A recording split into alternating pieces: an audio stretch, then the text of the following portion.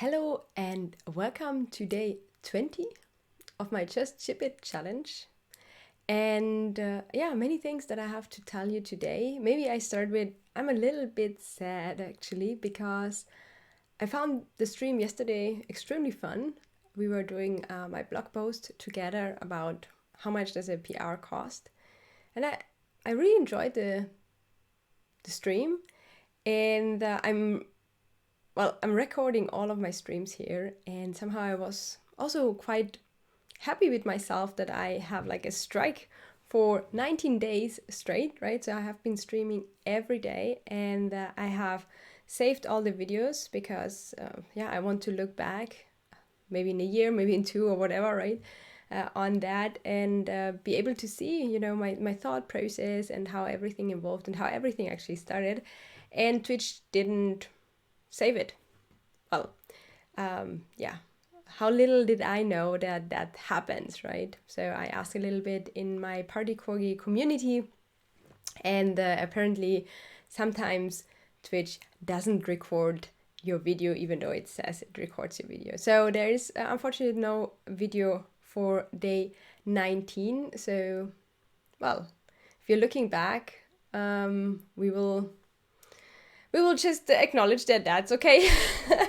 a whole hour of Twitch stream just gone. But anyway, I try not to be too disappointed about it, but I'm a little bit disappointed.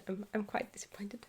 Yeah, chickpea surprise. Yeah, I'm not super happy about it, to be honest. And I spent definitely an hour yesterday researching and reading blog posts and trying a couple of things to, maybe I did something wrong, or maybe, I have too many videos now, so I deleted old content, but apparently it's just that it can happen.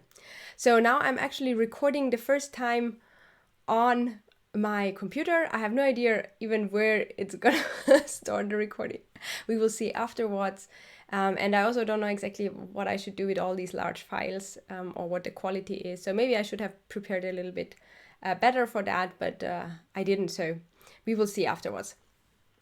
Anyway, that sad about my thing. What happened today? I worked actually further on my blog post.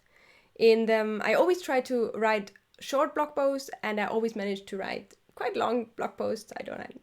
If you look at my blog, you will never, I think I never wrote a blog post under 2,000 words or something. Most of the time they're like 3, 4, 5, and I'm like, oh my God, I can't stop. I should split it up, but somehow it feels like relevant, right? So also this blog post grew into something else, but I found it, I get more and more soaked into the topic, and that's what usually happens with me, right? So I'm researching more and I'm finding more information, and I have more thoughts that I still think should be there. The blog post isn't ready yet. But I actually thought yesterday I was talking a little bit about that this blog post is actually part of my startup challenge because it's relevant for my tool. And today, as I was writing more and more, I really think it will be one cornerstone of work I produce for this tool, because I think it's a very nice representation or explanation a little bit for what the tool can actually help you with, right? So how much does a PR cost? The tool will not spit that out, and it's not designed, and I don't want to do that. But the considerations that we have on, what's the return of investment for my PRs, and what different aspects do I have to consider to even be able to assess that? I think here the tool can be very, very helpful to help you understand your processes and, where there are bottlenecks, which means less return of investment, right? Higher costs, and also where there are things that are going good, right? So those are some of the areas that the tool will be able to do, right? It will show you some of your bottlenecks in your code review process and practices, and highlight also what's going well. And so somehow it's really related to this blog post, and so this is also why I decided not to stop today, but to really put more work into that blog post. I really want to make it a very nice blog post. I probably will also ask a couple of friends of mine to pre-read it and give me some feedback on it. And then comes into play that the tool I want to maybe add a screenshot of the tool, or maybe have like at least a sign up page if people are interested, that they can sign up for the page. So that's why I'm also holding it a little bit back until I have at least the mail problem solved. And I call it the mail problem because I'm somehow actually since quite a few months in a quite dark place when it comes to my emails. So I'm maybe sharing a little bit my problems that I have with it. Well, probably the problem is that I'm spending not enough time doing something about it. So it's on one hand it's urgent, on the other hand it's not that urgent that I feel like, that I felt like, oh, okay, take a couple of hours and really work on it. But so I started my newsletter and my emails with actually MailChimp, and I was quite happy with it. I mean, not that I had a lot of wishes, I think, probably for a mail newsletter provider thingy, right? So I wanted to send emails and have a contact list and things like that, right? And so they have like this super fancy mail designer, and I'm actually not using it. I have plain text emails because I like that more. If I receive something, I don't want to, I'm not a marketing agency, right? I'm one person that shares their thought with a couple of other people, right? And so this is how I want to use it. So I'm actually writing quite plain text emails where I'm saying, hey, and this is what I thought about software engineering topics, right? And very often about code reviews. And so I really enjoyed doing my newsletter and my emails, but when I started it, I didn't have like a custom domain configured, right? And maybe that was already, not the best way to do it, right? So I used actually my Gmail email to do it, and to sign up for MailChimp and to send my emails and things like that. And then I read about deliverability of emails and realized that, well, this Gmail domain is probably not that good. And so I got myself an email based on my domain. And I'm actually using Mailgun to do that. And, it was a little bit of a hack, which is probably also because, if you're starting your business, probably you save on all ends also because there is no money coming in, right? So I was trying to reduce the costs, and so Mailgun actually seemed like a good solution, and so it's rerouting my things, and anyway, it actually goes back into my Gmail inbox and everything. But turns out there is quite a mess with my emails now, because MailChimp, the email address that I signed up is the Gmail address, and now I have this custom domain, and somehow it never really recovered. You cannot really change it. There is still, the email is still somehow Gmail, but now it's even Gmail and my custom domain, which makes it even more spoofy, right? And people are like, oh, this, or people, email programs are like, oh, I think this email should actually go to spam. Well, long story short, I have a little bit probably I'm in analysis paralysis, what to do next. So I was actually thinking of buying some or investing in a G Suite or something, and then setting up my email in better. And in addition, I think I have to close my MailChimp account because I wasn't able to really remove the Gmail address that I signed up completely from the text, right? So I did this verification for the domain and all of those steps. I did all of them, but still, I tested the deliverability of my emails, and I had like some services that are actually writing you about the problems, and I have like many problems, like, and I cannot resolve them in this state. So, and somehow this is, it has really a ripple effect, right? So because I know that my emails are now not that nice, they are not getting, and I see it very often, they're going into the spam folders, and they're going into the promotional folders of the people. And so somehow this reduced my willingness to send emails also, until I have resolved the problem, but I never took the time to resolve the problem. I don't know exactly why I'm telling you. Oh yeah, I tell you that. Now closes the Kreis. The Kreis. This is German, right? The circle. Now the circle closes.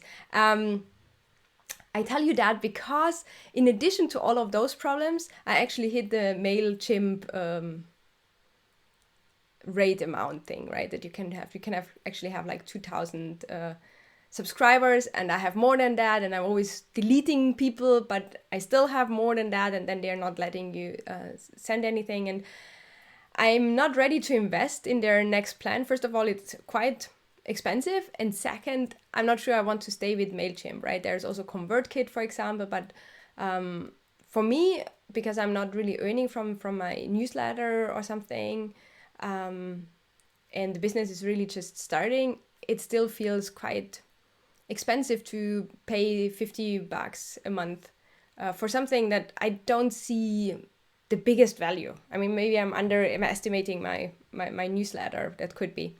Anyway, there's also Email Octopus. I thought like maybe I'm going to use Email Octopus. I think it's just analysis paralysis, because there are so many things that I have to consider. First of all, I have to set up my whole email new and invest some money there. And then I also, in addition, have to decide on a new provider for my newsletter, and I don't know which one to provide. And the cost of changing is probably higher than, maybe I'm more worried about the cost of changing, right? Cost of changing would be, I have to replace all my sign up scripts that I have everywhere on my blog and everywhere. I don't even know where I have all of them.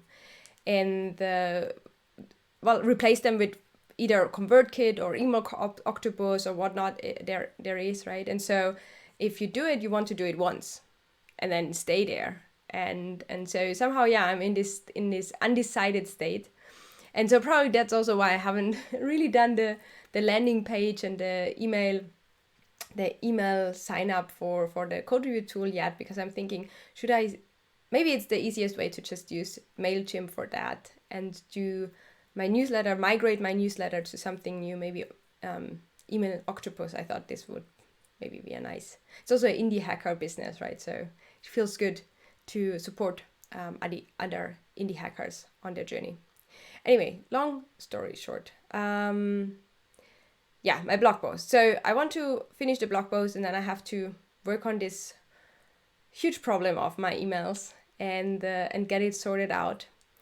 And let me see. Actually, today was the first time that I took some notes, not so many, 3, because I wanted to tell you all about those things. Yeah, I actually found a few more competitors. They're not really like complete competitors, like they are in the same space, but they're also in the analytics space for software engineering processes. And so just by, talking with people or reading or researching, I actually found a couple of them, and I looked at their pages, and I learned a little bit how they are doing stuff. And so I tried to figure out how I'm going to position myself in the tool, and what will be the direction that I'm going. And so this was interesting. I didn't spend too much time into that, but just it gave me a little bit, like the interesting thing is that the companies position themselves quite differently, and I for myself think maybe I will go a little bit more in the researchy side as well, because that's my background, that's where I'm coming from, and that's where I feel most comfortable with. I also had like a meeting with another founder today, because I think I was telling you about that. I feel a little bit lonely, and I feel like I need other mentors, or not even mentors, right? This person was definitely not a mentor, but just input from others, because this pandemic and everything, and sitting at home and not really seeing people isn't the best for how I normally work. Like I really like to share things with people and get their input, and just discuss, and a lot of ideas are coming from discussions with others. And so I was missing this a lot, and so now I'm actually scheduling quite a few calls with other people, other founders. There's this founders club, and so I'm getting allocated to other founders, and we are just exchanging ideas. And today was another meeting, and I met, he's called Saul, and he's working in Japan and has his company like for 20 years or something. And so he, even though I didn't ask really for it, he had like tons of advice what I should do, which was very interesting to hear. I just like it. Like it's good to get feedback from people, like how they experience you and the first impression that they are having from you, right? So probably this advice doesn't tell me much about what I really should do in my business, but it can tell me a little bit about what my first impression is that I leave with people or my business or things like that, right? And so I took it as that. But actually, one of the things that he said, which I really liked, and was somehow also confirmed when I was looking at the other companies that are doing similar stuff, was that I should focus less on blog posts and more on case studies. And I think this was really ringing a bell, because there are so many people writing blog posts, but I could actually write about the people that I work with, right? So the companies that I work with, and he said, really get your clients, or try to get the permission of your clients to write some case studies about this. And I definitely thought about this, but probably I wasn't, I didn't dare to ask, because most of the companies I'm actually signing NDAs, right? And so somehow I didn't really ask. I also didn't want to bother people, right? Like asking them, oh, can we write a white paper about this, or a case study or something like that? But I think maybe this would be a good new direction, that I just, be a little bit more brave and get and ask people, like, can we write a case study about what we're doing, especially if it went well, right? And luckily, I don't have any clients that it didn't go well, so the case studies would be actually success stories, which I think probably is easier to get them on board to write it down. But I think it would be really interesting, and I would be able to showcase a little bit more. Like a designer has like their designs, right? And it's normal that they are normally showing it. And then if you're a software engineer, you have like maybe the systems that you developed.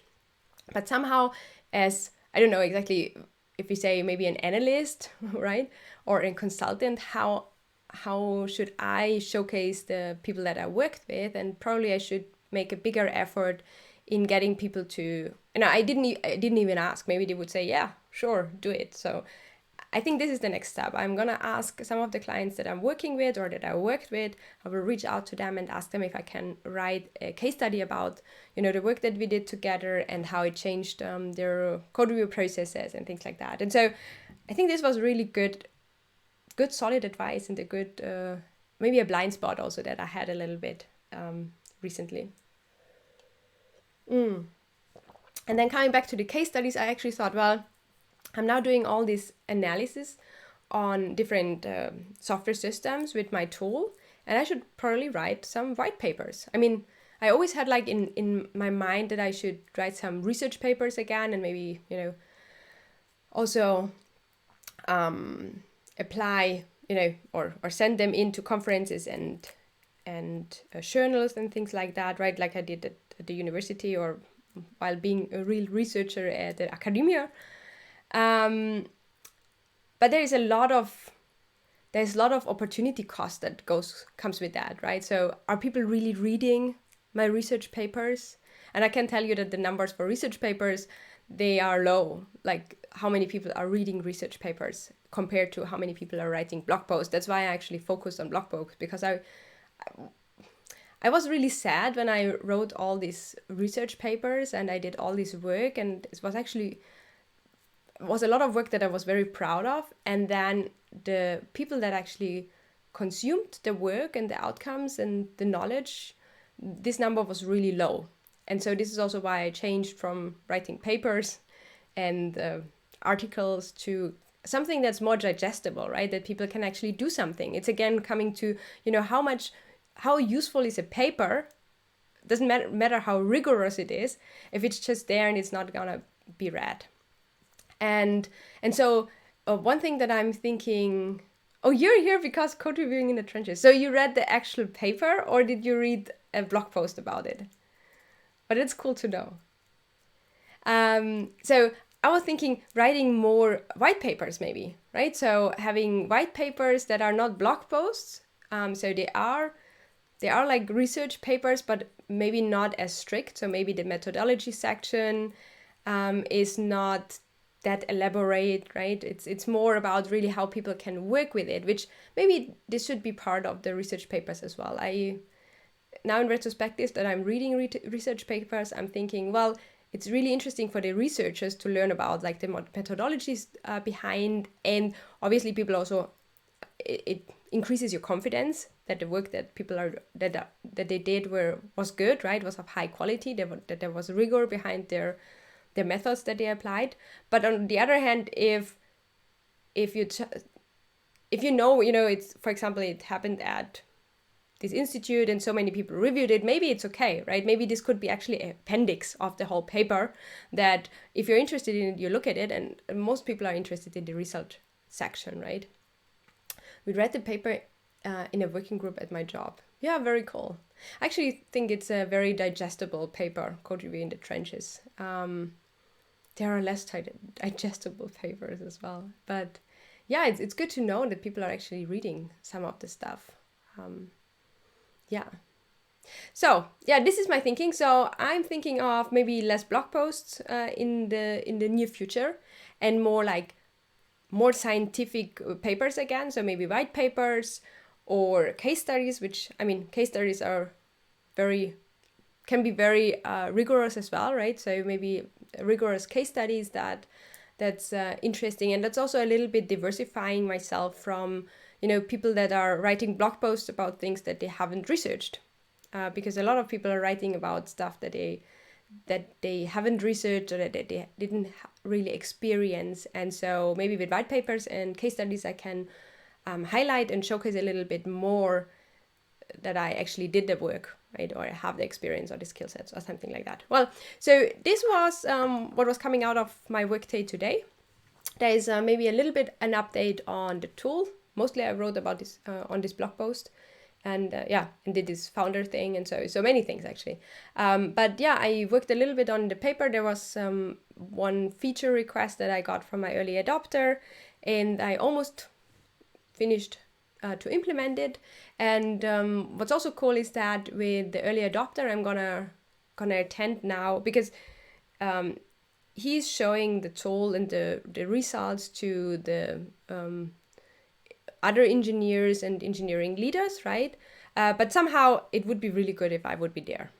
And so I think it would be a win-win for all of us. So I would hear really what people are discussing about the tool, the results, and how they interpret the numbers and what they would like to see. And they would have somebody that really knows, what's behind the numbers and what they mean and how to identify that. So they're actually getting a little bit of consultancy for that, and I'm getting really more insights into how people use the tool and how useful it is, and where there are things to improvement. And so next week, probably on Tuesday, I will sit in one of the engineering leaders' meetings, and when they were discussing part of the analysis that I do for them. And I also got tons more data from them, so I'm running this on more different systems, and so this is very exciting. I think this is very exciting. Yeah. Well, so this is my update for today. Thank you so much for joining. I hope this recording at least locally worked. I hope it also worked on Twitch, because the process was very easy. It was automatically recorded. But yeah, so if you don't see a day 19, I'm very sorry. Didn't know that can happen. But anyways, thank you so much, and maybe see you tomorrow, 9 p.m. CST. I will stream again on how it went with my whole day. And yeah, thank you so much for joining me. Bye bye.